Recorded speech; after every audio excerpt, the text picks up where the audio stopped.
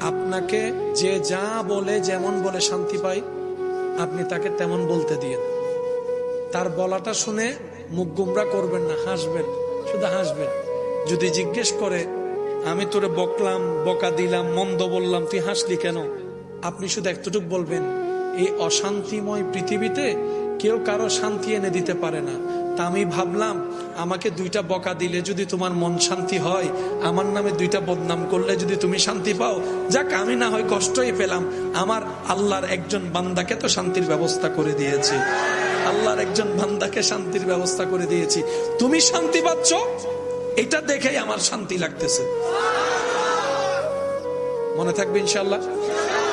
একটু কঠিন, কিন্তু বিশ্বাস করেন উত্তর দেওয়ার চাইতে বড় মজা হচ্ছে চুপ করে থাকা। প্রতিশোধ নেওয়ার চাইতে বড় মজা হচ্ছে ক্ষমা করে দেওয়া। একবার করে দেখেন, শয়তান করতে দিবে না, এটা সত্য। কারণ এগুলা করলে তো আপনি রহমত পাবেন, শয়তান তো এটা চায় না।